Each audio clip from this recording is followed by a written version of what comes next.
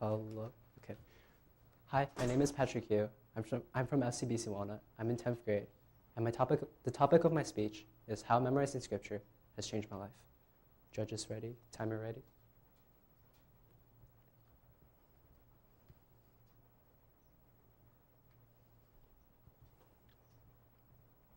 Psalm 119:105 states, "Your word is a lamp to my feet and a light to my path," which is how scripture is supposed to have an effect on my life, guiding my actions and what I do, right?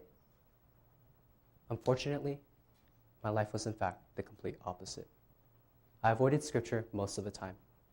And when I bothered to look at scripture, I thought of its purpose in my life in ways such as, oh, if I memorize scripture from pages A to B, I'll be rich, happy, successful, healthy, and every other possible benefit on this planet. Yet, this belief left me with a hole in my heart, one that I would attempt to hide away, but it still left me hopelessly disoriented. All those years, before I would reattempt to memorize scripture, at my parents' nudging, beginning my years of torture and agony in Bible drill. At first, memorizing scripture for the sake of Bible drill was absolutely meaningless for me. The only thing that really kept me going was intense pressure, and constantly, I would question myself. What is the point? What is the point if I'm to memorize countless verses, which would have little to no effect on my life? What was the point in believing that God was changing me somehow? Unknown to me, memorizing scripture for the sake of Bible drill would have hidden but long-term effects on me. My life seemed to change a little. The verses that I had so blindly memorized for the sake of Bible drill, by God's grace, gradually began to sink in. Slowly, I began to apply these verses into my daily life in ways such as to control my anger, maintain focus, and treat everyone kindly regardless of who they are. But one of the key changes that even surprised me was how I took pride in things. Before, my fulfillment of life, my sense of purpose, was centered solely upon achievements. Before, it had always been me, myself, and I. And my grades are high, my morals are low. It had always been showing off my first chair flute position that I had attained freshman year. It had always been to compete for the top class ranks, take full advantage of bragging rights, yet know full well it was often gained from academic dishonesty in every form for the sake of each 10th of a percent. And it probably would have stayed this way if I hadn't learned from Christ not to boast. For in Luke 14:11, he said, "He who praises himself will be humbled, but he who humbles himself will be praised." Finding this verse while skimming through various passages of Bible drill ultimately shattered my pride.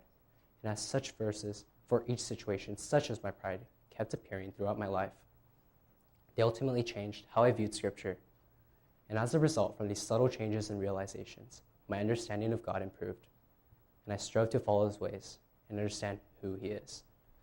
Some progress came to light, as I felt no anger after the entire hour, after my sister beat me, despite the entire hour she spent trying to surpass my record in Flappy Birds.